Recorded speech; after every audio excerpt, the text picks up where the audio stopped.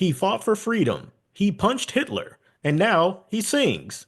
Get your tickets to Rogers the Musical, the all-American, high-kicking, shield-slinging theatrical event of the century, featuring patriotic, pulse-pounding hits like I Can Do This All Day, a Star-Spangled Showstopper guaranteed to get stuck in your head, Star-Spangled Man, the extended cut, now with 73% more jazz hands, Bucky, No!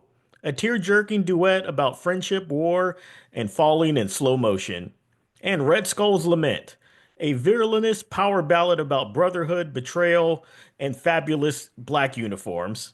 And for a limited time, VIP guests will receive a collectible Rogers, the musical shield frisbee. It's not vibranium, but hey, you can throw it. Don't wait. Use promo code POSTMORTEM for 10% off orchestra seats. Rogers the Musical. Because if Captain America's going to fight for freedom, the least you could do is listen to him sing about it.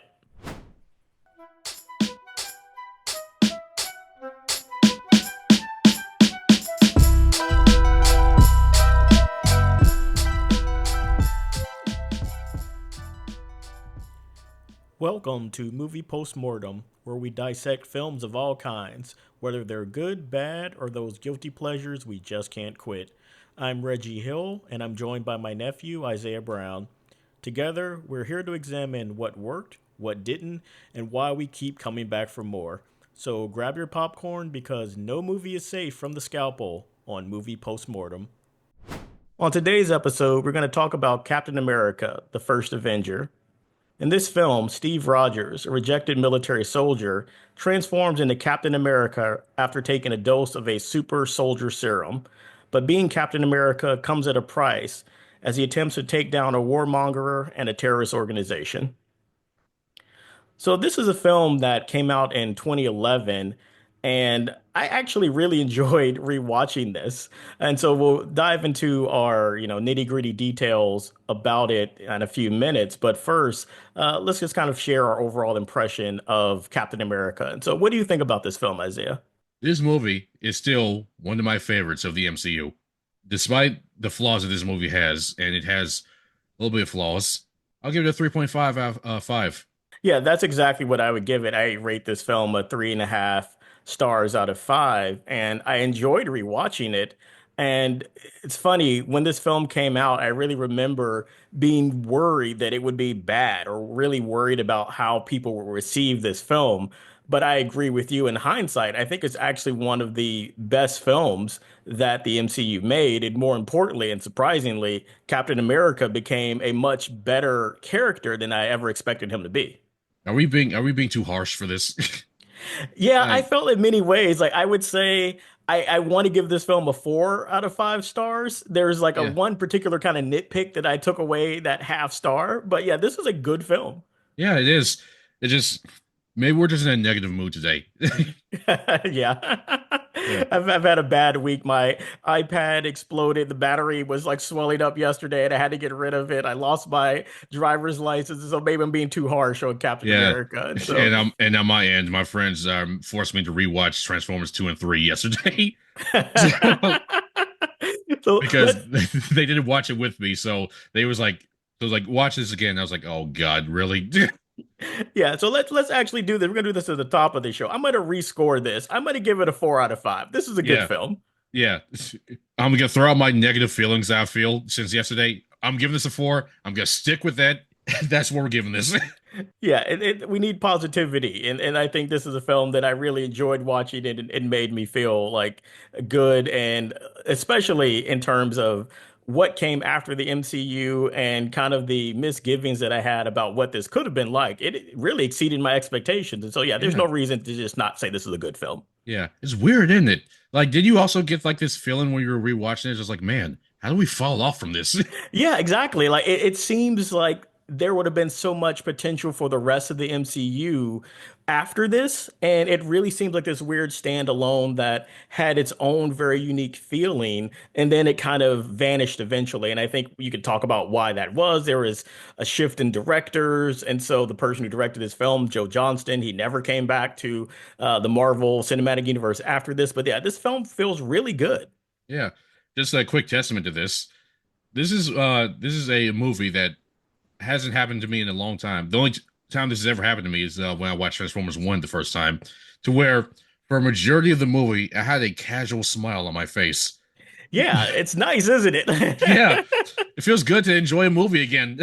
Yeah, like I was saying, like it's not about just, making fun of bad movies. I like enjoying myself when I watch a film, and that's where I felt watching this film, even with the rewatch, like, oh, I really enjoy this. I have a smile on my face, and Yeah. that's what movies should do for us. Yeah, there were moments where you can tell that they were doing a little rough. Like you can tell this is like early MCU where they're kind of getting their sea legs a little bit.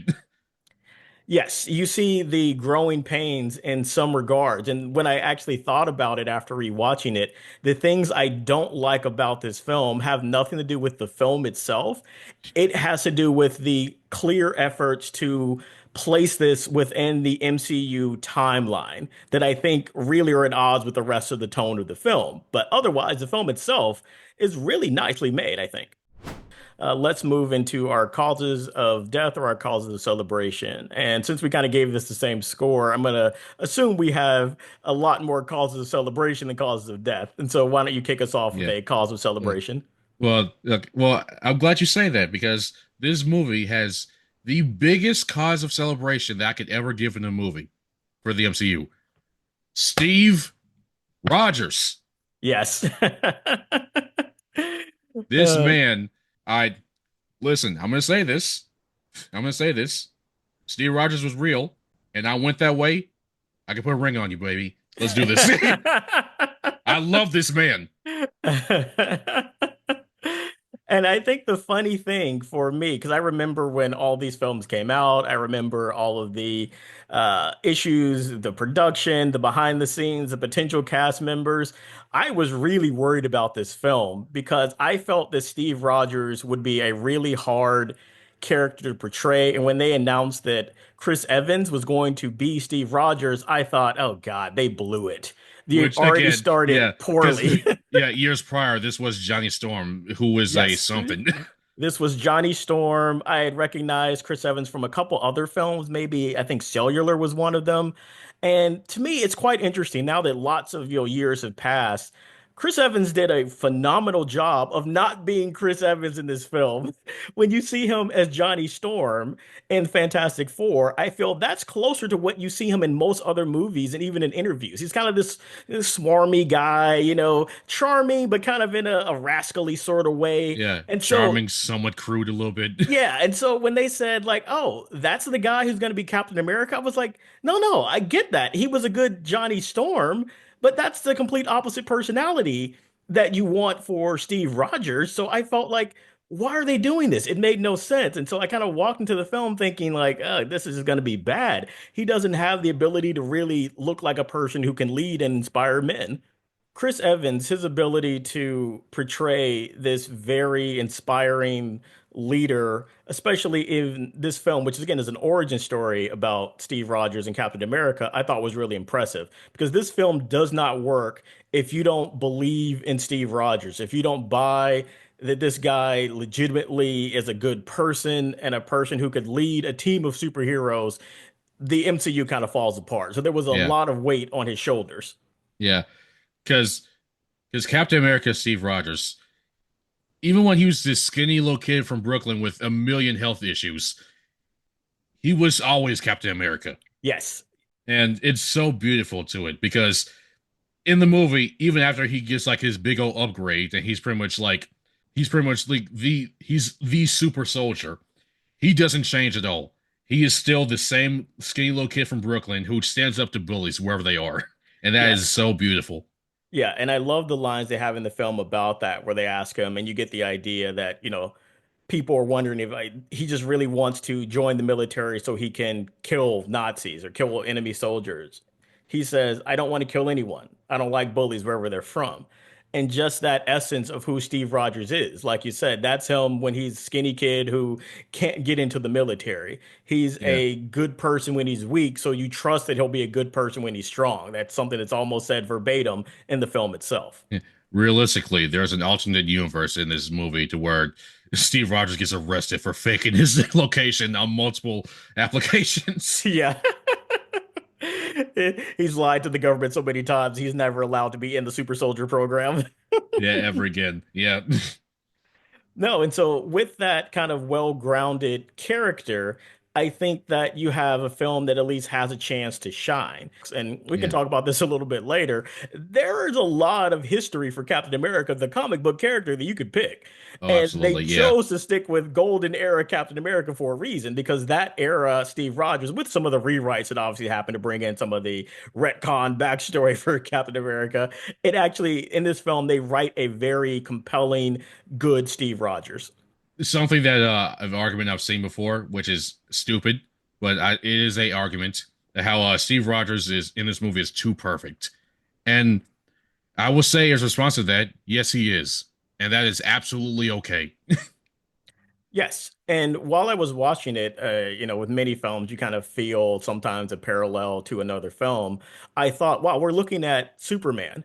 You're looking at, Clark, who is the way he is because he grew up in the Midwest and he has Midwest values. This is the same thing you're seeing with Steve Rogers. He Yeah. should seem perfect because he's a weak kid who really believes in the things that he says. Yeah, absolutely.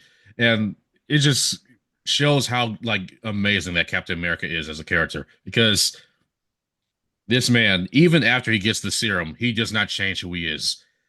Like there's the because the US military and government is the US military and government, they won't let him do anything for a good period because he is the only successful like after effect of this serum that they can't recreate anymore. So of course they're not gonna let their best asset go and almost getting blown up or maimed or whatever. So they have him going around as propaganda for the US to get people to enlist and uh, buy war bonds and stuff like that. And even though this is technically like, hey, I'm him, and I don't even have to lift a finger to do anything. Steve Rogers hates it. He hates Yes. that he can't be in the field and actually make a difference. Yes. He literally feels like he is a dancing monkey. Yes, and I love that about the character because, as you said, that's who he was before. And they even show that where his friend Bucky, who is, standard guy, he gets into the military, he keeps saying, like, Steve, why do you want to do this? Like, you could possibly die. And so you understand that Steve doesn't want to join the military to be a hero. It's not about him wanting to do more than, other people. He just feels personally hurt because he feels that if he's not even well and healthy enough to get into the military, he can't participate. So he's doing less than an average person. So again, like that mentality of like not wanting to do more for his own glory, but simply wanting to do as much as the average guy in the military is doing is what makes him somebody we really root for because he's going to always just want to do his part. And if his part means that he can do more than the average physical man, he's just going to use that. But it's not because he's out for his own glory's sake. And it's so perfect that Steve doesn't really change who he is during the movie because as the doctor who made the serum says, bad becomes worse and good becomes better with the serum's effects. Steve Rogers was always good, number one, and I think that's a big credit to this movie. That how Steve is so perfect that he brings out the best in other people as well. Yeah, but one of the things I actually like about the film is that they show that, like you said, once he becomes a dancing monkey, he gets a great reception for, the musical stage show that he does when he gets touring the country. But when he goes to talk to actual soldiers in the field, they treat him like a joke. And it's only after he saves them that they say, like, oh yeah, this is the guy we will rally behind because he shows he has skin in the game. He goes out there to save people, and then they Yeah, believe in him. And so he goes on an area that he very much should have died. yes, he understands it may not be any coming back for him in order to do this. Before, Chris Evans agreed to take the role, some of the other people in consideration were like John Krasinski, Channing Tatum, Ryan Phillippe, Chase Crawford, Dane Cook, which I was surprised by, Zach Levy, Wyatt Russell, Chris Pratt, and even Sebastian Stan, who played Bucky. And so, could No, you imagine any of these people no, playing Steve Rogers? no, Who is no.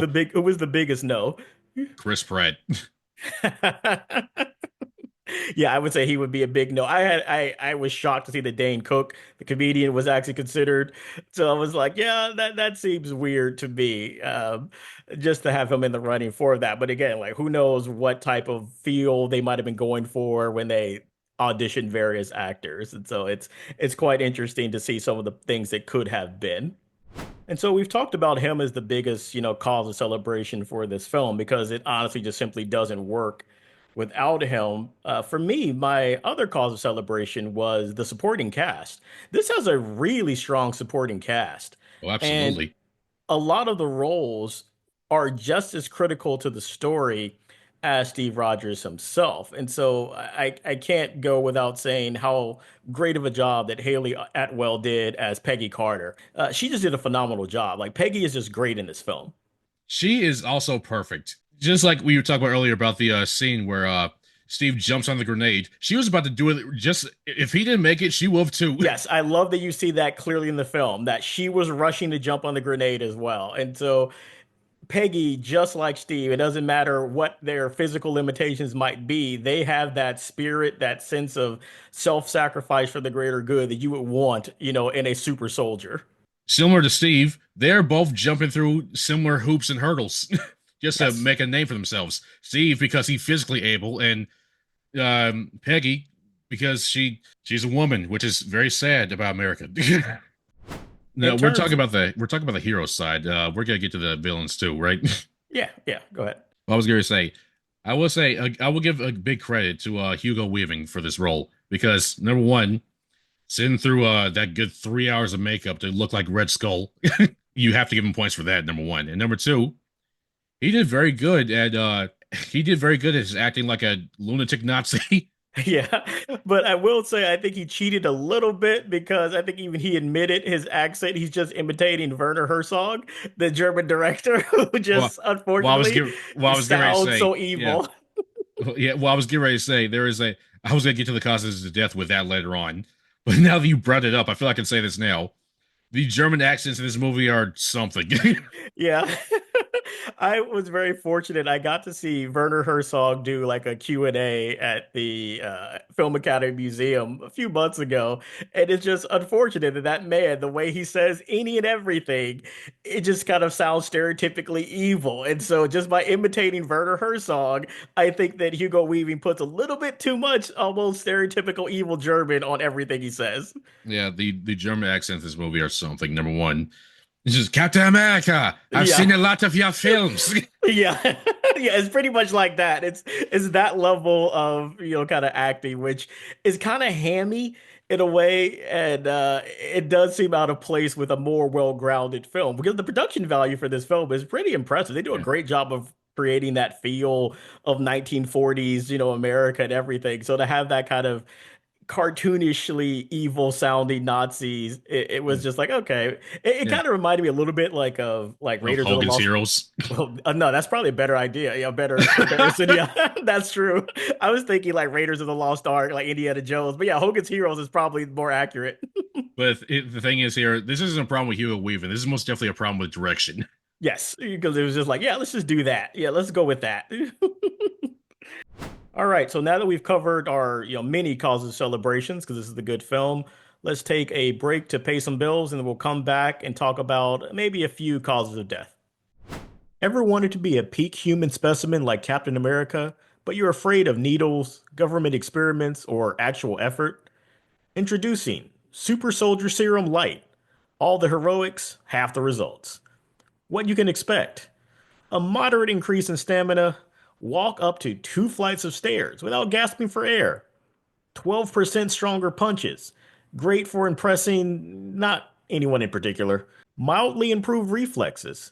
Maybe you'll finally catch your keys the first time somebody tosses them to you. Enhanced metabolism. Eat one extra slice of pizza without consequences. For a limited time, use promo code POSTMORTEM to get a free resistance band. Because let's be real, you still need to exercise. Super Soldier Serum Light. Because not everyone can be Captain America, but you can be like a slightly fitter version of yourself. The future is here. Introducing the Stark Industries Sky Cruiser, the revolutionary flying car that technically works, just not in the way we hoped. Features include cutting edge Stark technology that briefly lifts you off the ground before settling back down, sleek aerodynamic design to look like it flies even when it doesn't, AI assisted autopilot, which just mostly plays smooth jazz music and tells you to hold on a lot, and built in parachutes because we believe in safety and realistic expectations. What it doesn't include, the ability to actually fly, a refund policy, or Howard Stark's personal guarantee. For a limited time only, use promo code POSTMORTEM for a free Stark branded helmet because one day this thing might actually work. But until then, you want to be safe. The Stark Industries Sky Cruiser. Technically a car, hypothetically a plane, realistically a lawsuit waiting to happen. Okay, and we're back. So now we want to talk about a few of the causes of death for this film. Let's start out first off to where you can really tell what time period this movie was made in. The special effects are definitely dated for this movie. Yeah. It was early, in the MCU. And interestingly enough, this had one of the lowest production budgets. It wasn't, remarkably lower, but this was lower production budget than some of the other films that came out. This was the fifth of the Marvel Cinematic Universe films. Yeah, and there are definitely moments where you can tell, like, oh yeah, they really did spend a whole lot on this because a whole lot of the explosions do not look that good. Yeah, and it's like they're trying to cheat with some of them because a lot of these happen in, montages, and it's just like the color grading for some of the explosions. It just looks like, almost video game quality in some ways, where it's like, yeah, there wasn't even a tank there, so they're not really trying very hard with that. Yeah, I'm gonna push back at you because that's an insult to video games right there. I've seen better in video games. I'm talking about video games back when I played them, maybe. Oh, okay, yeah, back when you were dealing with Streets of Rage or whatever Yeah. back in the day. I will not let this ageism continue.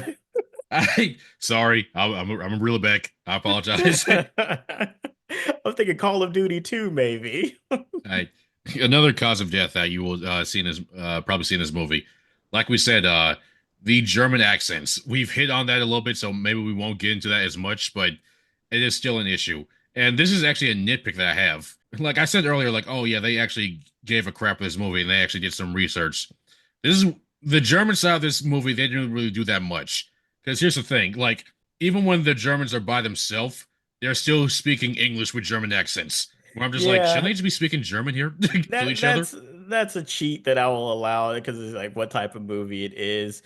But the more interesting thing to me, like you said, is that the German side, even the villain, Red Skull, there's not a lot to him. He's doing that same thing where it's like, Raiders of the Lost Ark, where these are Nazis who want to go after these, supposedly mystical elements. So I get that.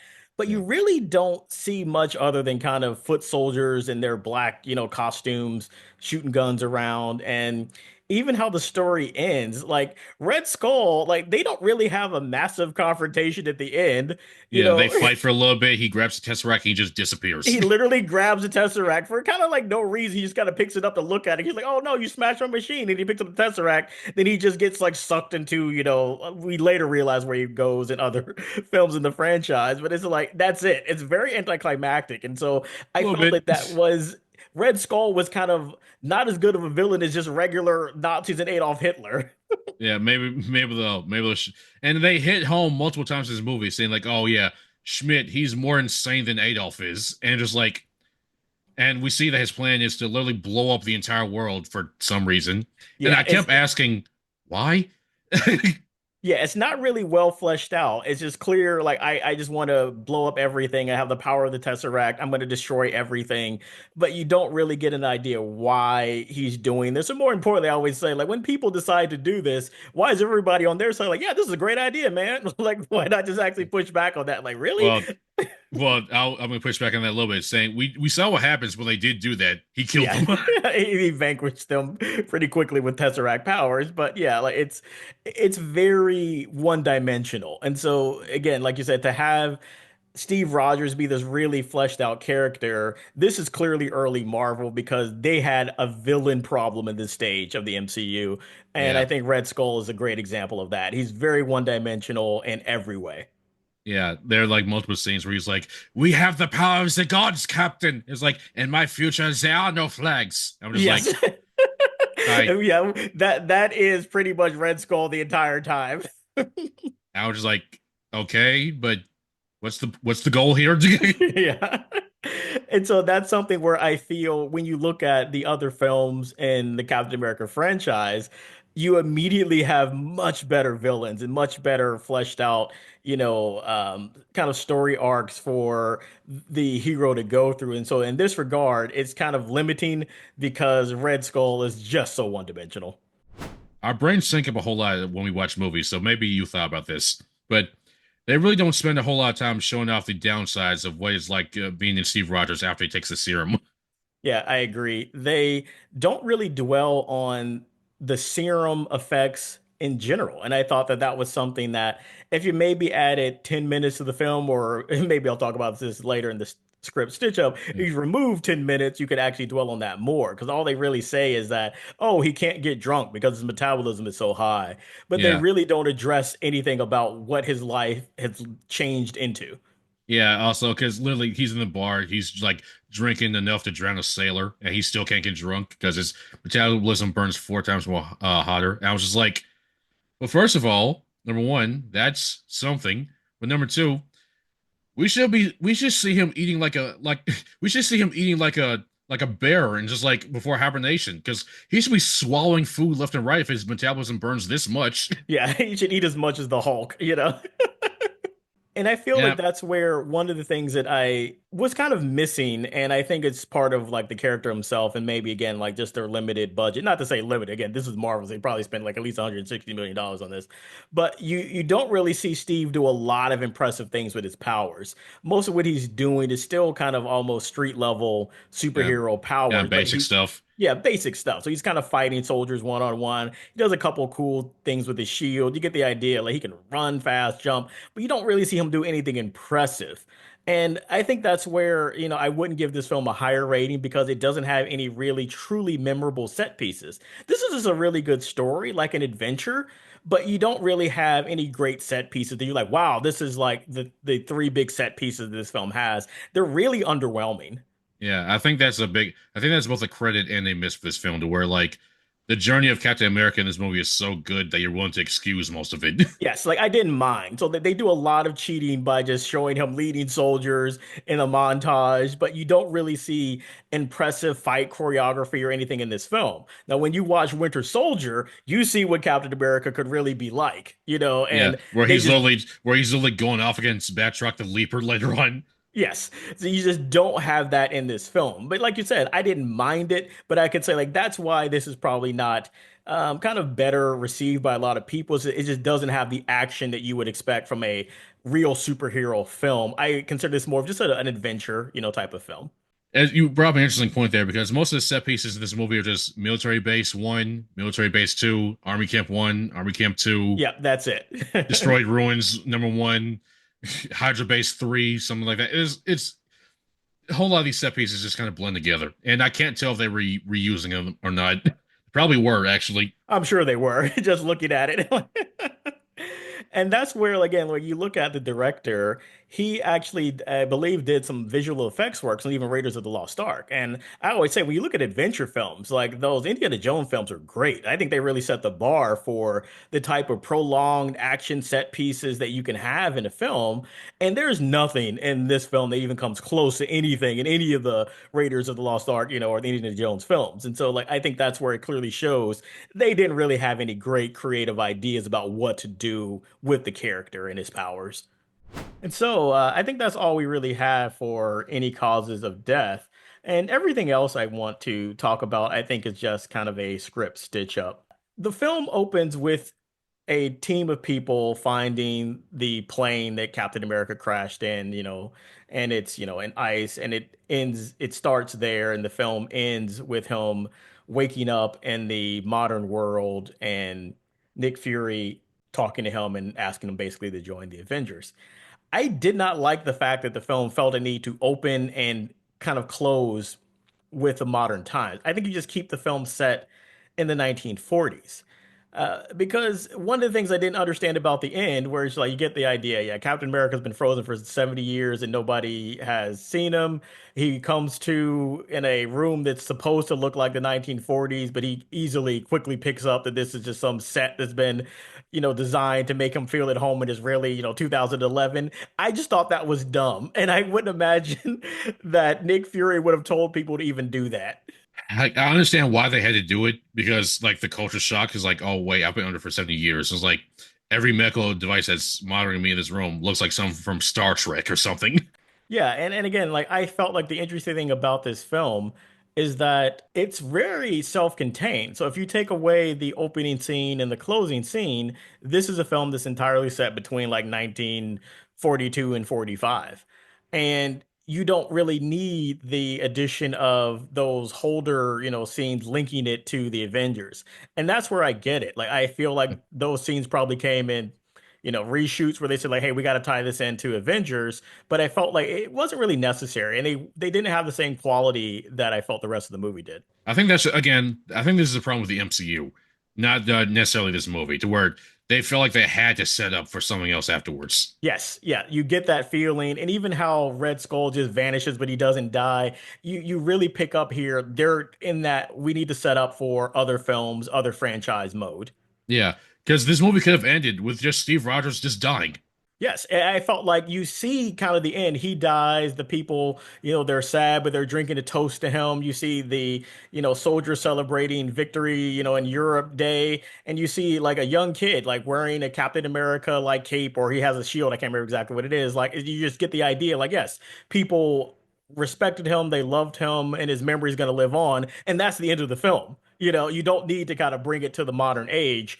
And again, they do that better in the following films where you see how he's dealing with, life now. And I felt like a lot of the end of the film just felt like tacked on part of another film. You can tell that watching this movie, they're trying to build up to something instead of just letting it be its own movie. Yeah, and that's where I felt the initial concern about the MCU. And I remember this while watching Iron Man 2 was like it didn't feel like its own film. It felt like it was clearly setting up the MCU as we know it now. And it ultimately was very successful. It went on to hit those peaks that they really wanted, but you feel those growing pains early, and it's clear in this film. Like I said, like I feel that this is, the director establishing this great film which tells the origin of Captain America set in the 1940s, and then kind of the CEOs coming in and saying like, okay, now you gotta link this to Avengers, dude. So like you need to add these other scenes to make sure people know that this is an Avengers film, and it's kind of just for the sake of making those connections. For me, a good stitch up that you could put in this movie is show off the downsides what it's like for Steve now that he has this serum. Yes, and I think that's where they rush through the kind of narrative beat so quickly that once Steve becomes Captain America, after he's decided to, rescue the prisoners of war, you don't really spend a lot of time with him. And he also doesn't spend a lot of time even with Peggy. And so I think that they needed a few more scenes just to establish what his life is like, to really build up his connection to her and also to Bucky. Because I feel like they have to get rid of Bucky in this film, and they do that pretty quickly in a way that actually did not even feel consequential to me when Bucky is, lost when he falls off the train in the snow. And Yeah, I just felt like they needed to take a couple of moments to kind of pause and have more character development scenes rather than kind of rushing us through action montage. And so yeah, that's where I would swap out some kind of, again, like you said, kind of routine, mundane, storming evil compound scenes and just give us more of that actual character development. And maybe this is a good point for me to bring in another type of stitch up for me. I I understand there's a lot of things that they could do with Captain America. The decision to include the Howling Commandos, although they're not actually called that in the film, I thought was actually a mistake. And so I get the idea of showing that, Steve Rogers led a group of people. There were lots of international people, but the way that they're portrayed in the film, despite attempting to say like, look, this is a very diverse group of soldiers, because you don't spend any time developing them, they're all really just stereotypes where it's like these guys are just their accent or skin color and that's it. And I just felt like that was kind of disrespectful to the whole idea of having a Is group like this. is that what they were supposed to be? Because That's what they were supposed to be. I thought they were just like a group of soldiers. No, that's supposed to be the Howling Commandos. That's Yeah, so it's interesting. Like, if you didn't know that, you wouldn't pick up on it because I think that's how poorly it was portrayed. And I felt like you could have just showed regular soldiers and just gotten the point across better. I was like, I refuse. Those aren't the Hella Commandos. I Yeah, refuse. I think they made the That's just them decision. slapping the name on it and just Yeah, being like, hey, look, there's a reference. yeah, like they didn't say that they would like when you look at the character list, like those are supposed to be the Howling Commandos. And so like I felt like the second half of the film, I think you needed more time to flesh out those things. Like you said, show us the downside or just how Steve's life has changed. Show us the character development with him and Peggy and Bucky. And if you're gonna have the Howling Commandos, which I would honestly say I don't think you need them in this film at all. I would say give us more than just different accents. So for another stitch up here, maybe it's because I'm stupid, but give uh give Red Skull more clear motivations. They don't really have anything smart or clever to do with him. And I think the second half of the film really suffers for that. And so, what I really felt watching the film, again, I had a smile on my face, but I really felt that the film is so strong in the beginning and it kind of like just gets weaker as it goes along. And that moment, it just felt like, okay, yeah, he's gone. And it's just like, just so anticlimactic. That's an interesting negative about this movie, to where just like once you stop focusing on how strong his writing is for Steve Rogers and his company, you start to notice the downsides. Yeah, and I think that shows just how good the character of Steve Rogers is because he really lifts up an otherwise kind Just of average weak, movie. yeah, kind of a weak movie, especially at the end. I think the beginning and middle is very strong. I think the end of this film is very weak, where it's not even a big raid that they go on at the end. It's just simply, oh yeah, we got to get to this hangar that I saw on the map where they're going to be, so we're going to go there and stop them, and we do, and that's it. Okay, and so I think we've covered just about everything we can about this film. And so let's revisit our overall scores. So what do you think after our discussion? Do you still think this is a 4 out of 5 star film? Yeah, after our overall discussions, I'm gonna stay positive. This is a four. Sticking with it. I'm not changing it. I don't care. Yeah, I feel the same way. I'm in a mood to stay positive. I cannot deny that I enjoyed this film when I originally saw it. I enjoyed rewatching it. And so I will say that it is a 4 out of 5 still to me. So that's it for this episode of Movie Postmortem. Don't forget to like and subscribe and give us 5 stars because even bad podcasts deserve a good review. Remember, whether it's good, bad, or just a guilty pleasure, every movie deserves a postmortem. Thanks for listening. And as always, have a good one.